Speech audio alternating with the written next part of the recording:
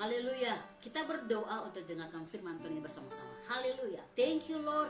Terima kasih untuk minggu pertama di bulan September. Kami mau tangkap segala berkat-Mu dan kami percaya di dalam nama Yesus.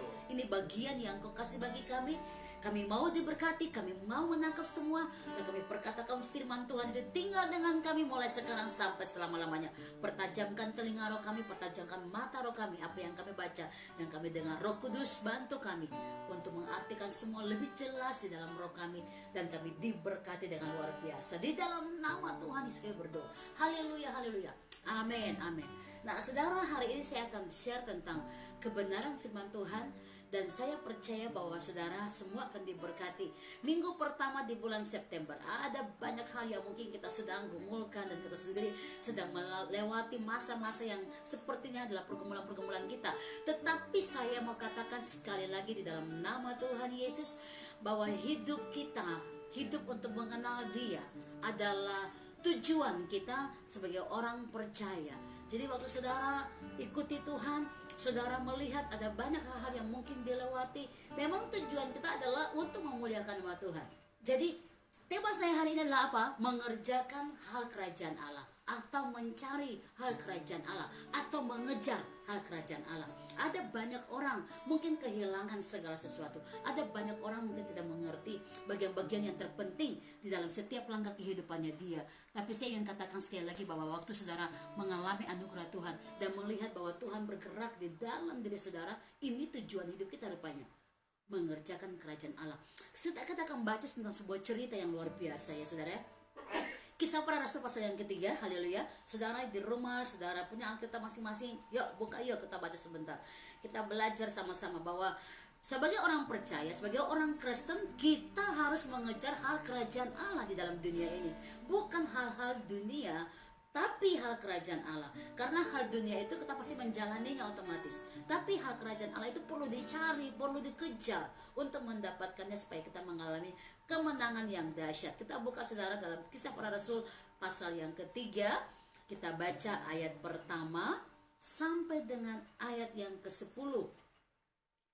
Oke, saya minta Joy baca ayat pertama sampai ayat yang kelima, dan Novita bacakan ayat yang ke-6 sampai 10 dengan otoritas kuasa Tuhan. Kita baca dan kita minta hikmat Tuhan untuk mengartikan lebih lagi buat kita. Kisah 3 ayat 1 sampai dengan 5, dan kemudian Kisah 3 ayat 6 sampai dengan 10.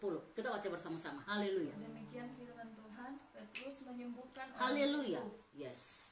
Pada suatu hari menjelang waktu sembahyang, yaitu pukul 3 petang, naiklah Petrus dan Yohanes ke bait Allah. Di situ ada seorang laki-laki yang lumpuh sejak lahirnya, sehingga ia harus diusung. Tiap-tiap hari orang itu diletakkan dekat pintu gerbang bait Allah, yang bernama Gerbang Indah, untuk meminta sedekah kepada orang yang masuk ke dalam bait Allah. Ketika orang itu melihat bahwa Petrus dan Yohanes hendak masuk ke bait Allah, ia meminta sedekah. Mereka menatap dia, dan Petrus berkata, "Lihatlah kepada kami." Lalu orang itu menatap mereka dengan harapan akan mendapat sesuatu dari mereka. Yes, ayat yang ke-6. Haleluya. Tetapi Petrus berkata, "Emas dan perak tidak ada padaku, haleluya. tetapi apa yang kupunyai kuberikan kepadamu. Demi nama Yesus Kristus orang Nazaret itu, berjalanlah." Yes, ayat 7. Lalu ia memegang tangan kanan orang itu Haleluya. dan membantu dia berdiri. Seketika itu juga kuatlah kaki dan mata kaki orang itu. Ia melonjak berdiri lalu berjalan kian kemari dan mengikuti mereka ke dalam bait Allah, berjalan dan melompat-lompat serta memuji Allah. Seluruh rakyat itu melihat dia berjalan sambil memuji Allah. Lalu mereka mengenal dia sebagai orang yang biasanya duduk meminta sedekah di gerbang indah bait Allah, sehingga mereka takjub dan tercengang tentang apa yang telah terjadi padanya. Haleluya. Saudara, cerita ini kita sering banget dengar. Hari-hari ini anak-anak Tuhan harus punya senjata roh. Yang engkau kejar di dalam dunia ini adalah pekerjaan roh. Yang engkau kejar dalam dunia ini adalah hal kerajaan Allah. Saudara lihat ini, ada satu kalimat yang luar biasa dari cerita tentang Petrus menyembuhkan orang lumpuh dalam Kisah Para Rasul pasal 3 tadi. Bahwa waktu mereka sedang berjalan mau pelayanan, tiba-tiba ada seorang yang lumpuh berteriak, "Ayo kasihanilah kami, berikan kami sedekah." karena orang ini sudah bertahun-tahun duduk di situ dan hanya memang kerjanya adalah meminta-minta. Tetapi yang luar biasa, ada sebuah perkataan dari hamba Tuhan ini yang namanya Petrus, Kisah pasal 3 ayat yang kelima. Lalu orang itu menatap mereka dengan harapan akan mendapat sesuatu dari mereka. Karena Petrus berkata, lihatlah kepada kami, di ayat yang keempat. Dan orang ini lihatlah kepada Petrus. Tapi yang terjadi di ayat yang keenam, ini dia saudara. Apakah Petrus memberi apa yang mereka minta, sedekah secara manusiawi itu, ataukah Petrus sedang membuat apa? Kita baca ayat yang keenam dari Kisah pasal yang ketiga.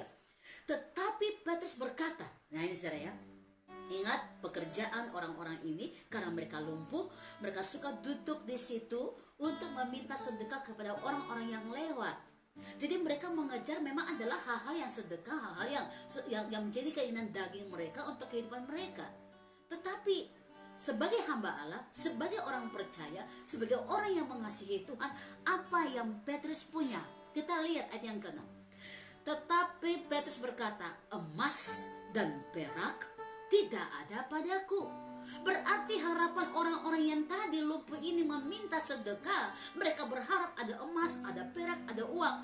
Tapi Petrus tidak memiliki itu.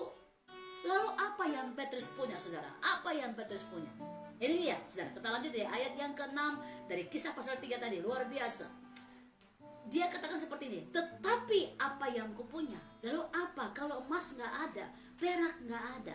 Apa yang Petrus punya? Dia berkata, yang aku punya akan kuberikan kepadamu. Sekali lagi, apa yang Petrus punya? Ini dia, yang dia punya ini. Demi nama Yesus Kristus orang Nazaret itu, berjalanlah. Wow, lihat saudara, ayat ke-7. Lalu ia memegang tangan kanan orang itu, Petrus ya, memegang tangan kanan orang itu dan membantu dia berdiri. Seketika itu juga, saat itu juga, detik itu juga, kuatlah kaki dan mata kaki orang itu. Ayat yang ke-8 menjelaskan kejadian ini. Ia melonjak berdiri lalu berjalan kian kemari dan mengikuti mereka ke dalam bait Allah, berjalan dan melompat-lompat serta memuji Allah. Saudara, lihat saudara, apa yang terjadi? Orang ini lumpuh bertahun-tahun, pekerjaannya hanya meminta-minta sedekah. Tetapi lihat, setelah bertemu dengan orang percaya, dengan hamba Allah, mereka tidak memberikan kebiasaan sedekah yang bisa berulang-ulang. Mungkin bertahun-tahun orang ini akan duduk di situ aja terus-terus dengan meminta sedekah. Tetapi Petrus memberi lebih dari yang diminta setiap hari. Memberi kepada orang yang lumpuh ini sesuatu yang membuat dia keluar dari sarang perbudakan dia di situ, yang memang ada roh meminta-minta. Hati-hati juga saudara, jangan sampai orang Kristen itu suka minta-minta. Hati-hati, karena itu bukan dari Allah. Allah kita orang kaya, haleluya. Allah yang punya langit dan bumi, dan dia memberikan kita satu hikmat untuk mengerjakan apa-apa, untuk kita bisa bekerja dan memberkati orang lain juga. Tapi lihat kejadian ini. Orang ini banyak sekali dosa yang melekat dengan dia dan membuat dia terikat. Apa dosa? Dosa pertama adalah apa? Dia sama sekali nggak percaya Tuhan. Yang kedua, dia suka meminta-minta. Yang ketiga, dia terikat dengan sebuah penyakit bertahun-tahun. Pertanyaan saya, siapa yang bisa melepaskan orang ini? Berarti orang ini dalam penderitaan luar biasa, menderita luar biasa. Dan karena memang pekerjaannya selalu istilahnya memang orang lewat dan meminta-minta, saudara, apa yang terjadi? Mereka memberikan, jadi mungkin mereka orang lewat dan mereka berharap memberi apa yang diminta itu. Tetapi waktu Petrus datang, karena Petrus adalah sebagai orang percaya, sebagai orang yang mengasihi Tuhan, sebagai orang yang memang dia melayani Tuhan, yang dia punya adalah kuasa dalam nama Yesus. Dan yang terjadi dengan orang yang lumpuh ini, bukan cuma dia diberikan sebuah anugerah untuk sesaat, tapi yang namanya anugerah itu untuk selama-lamanya. Kenapa? Terbukti orang ini langsung sembuh. Detik itu juga dia mengalami kemenangan. Yang sudah terikat bertahun-tahun, yang sudah terikat dengan semua kutuk-kutuk yang mengikat pikiran, hati, dan perasaan, kebiasaan-kebiasaan meminta-minta, itu semua putus dalam seketika. Kenapa saudara? Karena hamba Allah, karena orang percaya datang membawa kuasa. Saya mau bilang, kita mungkin menghadapi banyak masalah persoalan, Tapi jika orang percaya tidak punya kuasa, engkau tidak bisa melewati masalah apapun itu. Nah, kita perlu punya kuasa seperti Petrus. Engkau berdoa, engkau menangis, pastikan engkau berdoa dengan kuasa. Waktu engkau ke gereja, engkau beribadah seperti ini, di online juga ikut ibadah, pastikan engkau sedang menerima kuasa. Kenapa? Karena di dalam nama Tuhan Yesus kita semua punya kuasa. Petrus memiliki kuasa, dan ini yang saya katakan, sebagai orang percaya kita perlu mengejar hal kerajaan Allah.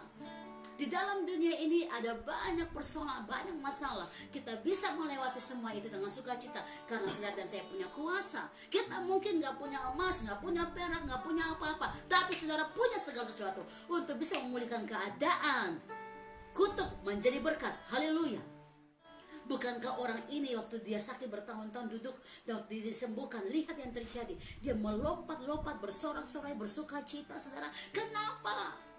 Memang dia membutuhkan sedekah, tetapi dia lebih membutuhkan kesembuhan kekal. Karena akhirnya apa? Dia bisa berjalan. Dan Alkitab katakan dia memuliakan Allah dengan luar biasa. Dan ini yang saya bilang, kalau saudara dalam dunia punya kuasa, maka apapun engkau bisa lewati karena ada kuasa di dalam nama Tuhan Yesus. Amen. Kita bandingkan Kisah 8, saudara. Kita buka, come on. Orang percaya harus punya kuasa. Kalau orang percaya nggak punya kuasa, hanya percaya Yesus adalah Tuhan Juru Selamat, tapi tidak mengalaminya, ini juga bahaya, saudara. Kisah pasal yang ke-8, kita baca ayat yang ke-18. Ketika Simon melihat bahwa pemberian Roh Kudus terjadi oleh karena rasul-rasul itu menumpangkan tangannya, ia menawarkan uang kepada mereka. Kita lebih baik bicara dari awal ya. Kita jelaskan ayat ini dari awal supaya kita bisa mengerti. Haleluya.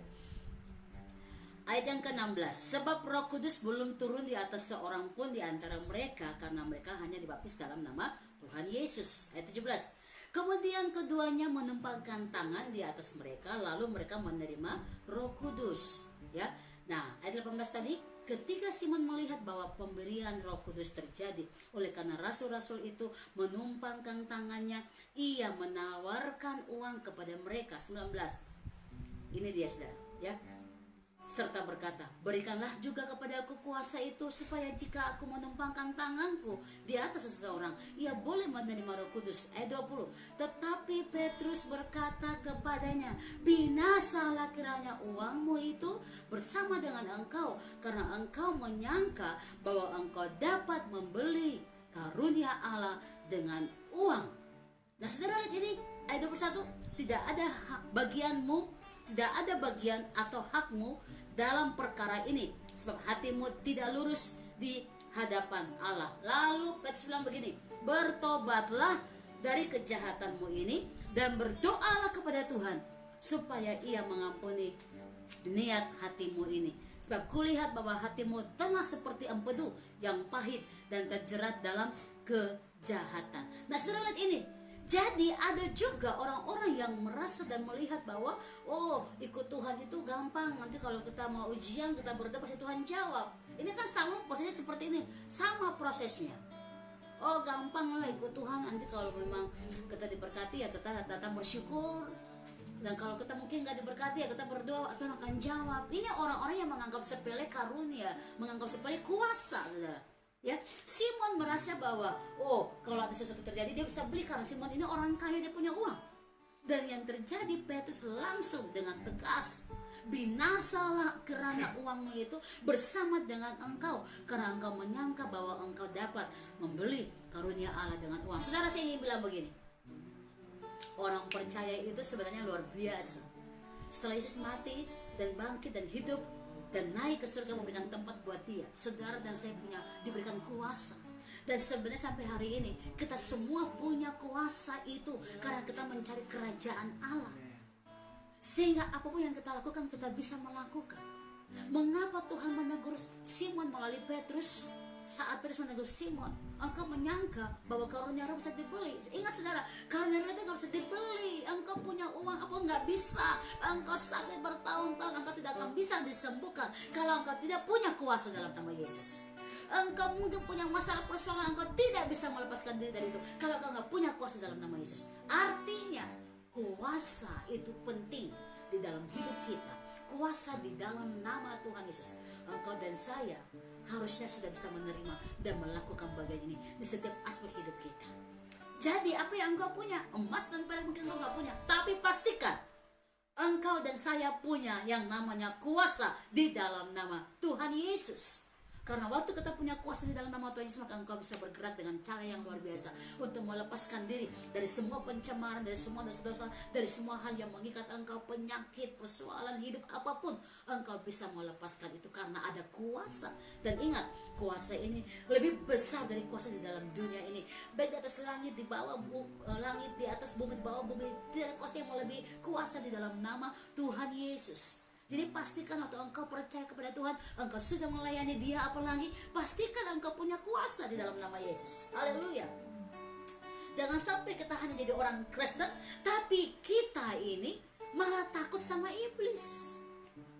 Jadi orang Kristen, tapi malah tidak bisa menaklukkan kedagingan kita karena kita nggak punya kuasa. Mengerikan sekali. Saya mau bilang, kalau engkau punya kuasa, engkau berikan kelepasan dan kemenangan kepada orang-orang seperti orang lumpuh tadi, saudara. Ya, dia bertahun-tahun dia berkata mungkin dengan sedekah dia bisa melanjutkan kehidupannya. Tetapi Petrus datang dengan kuasa Tuhan, memberikan hidup untuk selama-lamanya dalam kemenangan ilahi, karena dia datang membawa kuasa di dalam nama Yesus, sehingga orang ini mengalami kesembuhan dan dia dipulihkan dengan luar biasa. Hari-hari ini Tuhan mau saudara dan saya belajar untuk mencari dan mengejar hal kerajaan Allah, karena itu adalah tujuan hidup kita nantinya. Nah, kita lihat apa yang Tuhan mau kita lakukan dalam setiap langkah kita. Kita baca ayat yang lain, Matius 6 ayat 25 sampai dengan 34, saudara. Haleluya. Kitab Matius pasal yang ke-6. Kita baca, come on, isi terus tabung roh saudara, karena kita harus berjalan dengan kuasa di dalam nama Yesus. Ayat 25, Matius 6 ayat 25, saudara. Haleluya. Ini yang selalu membuat kita tidak bisa melangkah dengan satu keberanian, ada kuasa, karena kita masih terikat, pikirannya terikat, hatinya terikat dengan khawatir. Orang lumpuh ini membiarkan kekhawatirannya sehingga dia berkata, ya sudahlah, aku tidak bisa sembuh, aku duduk di sini aja. Ada banyak orang juga yang mengalami seperti ini, gitu. Nggak punya kuasa untuk mau bangkit karena dia berkata, ya sudah, aku udah seperti ini, mau gimana lagi. Kita baca ayat ini, Matius 6 ayat 25. Silakan Joy sampai dengan ayat yang ke-28 dan lanjut sampai dengan ayat 34 oleh Novi. Yuk. Karena itu aku berkata kepadamu, janganlah khawatir akan hidupmu, akan apa yang hendak kamu makan atau minum, dan janganlah khawatir pula akan tubuhmu, akan apa yang hendak kamu pakai. Haleluya. Bukankah hidup itu lebih penting daripada makanan, Jesus. dan tubuh itu lebih penting daripada pakaian? Pandanglah burung-burung di langit yang tidak menabur dan tidak menuai dan tidak mengumpulkan Haleluya. bekal dalam lubung, namun diberi makan oleh Bapamu yang di sorga. Bukankah kamu jauh melebihi burung-burung itu?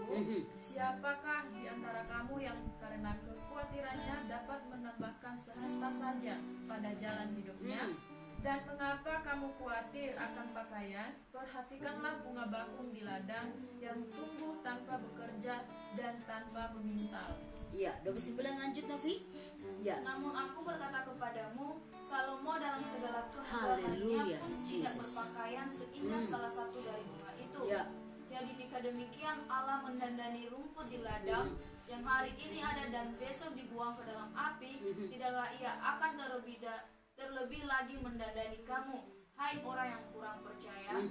Sebab itu janganlah kamu khawatir dan berkata, apakah yang akan kami makan? Apakah yang akan kami minum? Apakah yang akan kami pakai? Semua itu dicari bangsa-bangsa yang tidak mengenal Allah.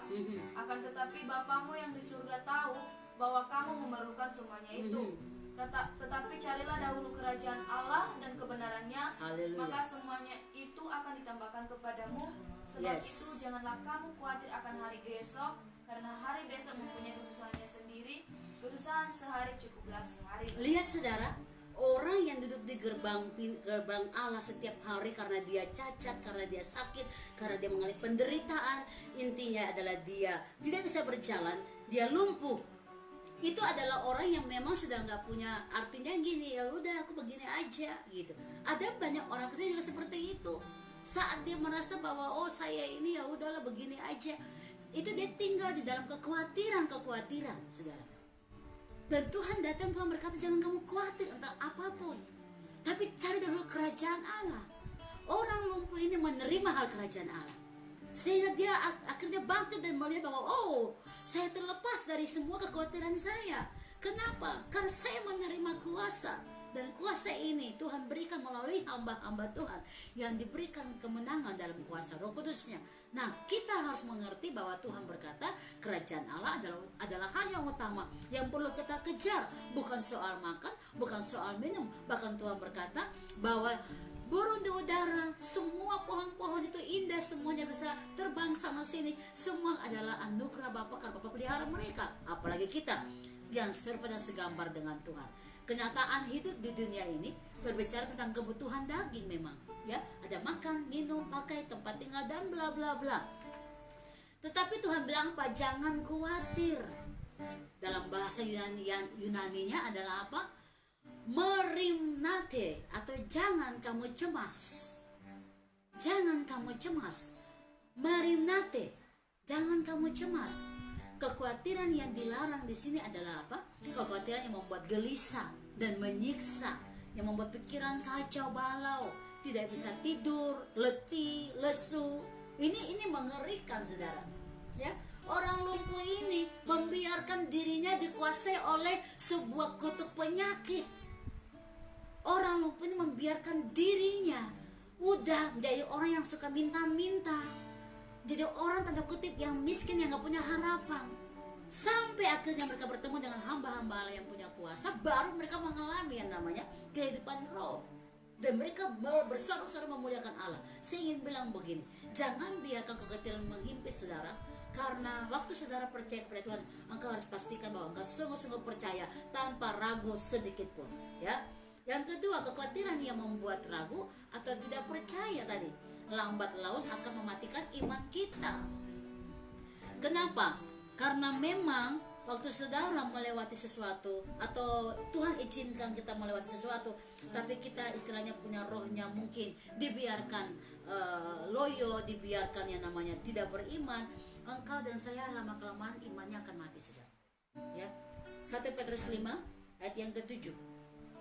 Serahkanlah segala kekhawatiranmu kepadanya, sebab ia memelihara kamu. Serahkanlah segala kekhawatiranmu, sebab ia memelihara kamu. Yang pertama tadi kita belajar tentang orang percaya yang menjadi hamba Allah. Kita semua orang percaya menjadi hambanya Allah, yang melakukan apa yang menjadi kehendak Tuhan. Kita harus pastikan kita mengejar kuasa, artinya menerima kuasa dari Tuhan. Kita berjalan dengan kuasa. Yang kedua, sebagai orang percaya, hiduplah dengan penuh keyakinan bahwa apapun dalam hidupmu, engkau yakin Tuhan pelihara engkau. Engkau tidak akan ragu sedikit pun dalam segala hal. Kenyataan, segala kehidupan orang percaya ingin mengenal Dia, mencari kebutuhan rohani yang terutama. Nah, makanya Tuhan berkata, kejarlah dan carilah hal kerajaan Allah terlebih dahulu. Karena apa? Waktu kita mengejar itu, kita akan melihat ada banyak kemenangan-kemenangan yang terjadi di dalam iman kita. Allah sudah menjamin dengan tujuan supaya kita hidup hanya untuk terus bersaksi dan memuliakan Tuhan, menyaksikan bagi banyak orang betapa Tuhan kita hidup, betapa Tuhan kita dahsyat. Maka harus hari ini pastikan di minggu pertama ini engkau dan saya berjalan dengan kuasa di dalam nama Tuhan. Engkau dan saya berjalan dengan roh yang menuntun kita untuk bisa berkuasa atas apapun. Dan Tuhan memang tahu kita bisa melewatinya karena kita punya kuasa di dalam Dia. Jadi jangan biarkan ada kelemahan-kelemahan, jangan biarkan kekhawatiran yang menghimpit roh saudara. Pastikan hari ini engkau punya satu kuasa di dalam nama Tuhan Yesus. Emas dan perak engkau gak punya, engkau percaya kepada Dia yang memelihara hidupmu. Tapi pastikan engkau punya kuasa di dalam nama Tuhan Yesus. Ini yang menjadi bagian kita orang percaya, mengejar apa menjadi hal kerajaan surga, mengejar apa yang menjadi bagian dari bangunan roh iman kita. Dan saya percaya kita semua akan diberkati dengan dahsyat. Mari kita berdoa saudara. Haleluya. Hamba berdoa, diberkatilah kami dalam nama Yesus. Setiap kekhawatiran roh yang melemahkan kami putuskan dalam nama Yesus. Kami angkat hati dan hidup kami menerima kuasa di dalam nama Yesus. Mungkin emas dan perak kami tidak punya, tetapi kami punya kuasa di dalam nama Yesus untuk bertindak dan melakukan segala bagian di dalam hidup kami, karena kami yakin kami lebih dari pemenang karena kuasa-Mu di dalam kami. Diberkatilah kami, diurapilah kami, dan di dalam kami tinggal di dalam kehidupan roh yang memuliakan nama-Mu. Haleluya, haleluya. Thank you Lord Jesus. Amin, amin.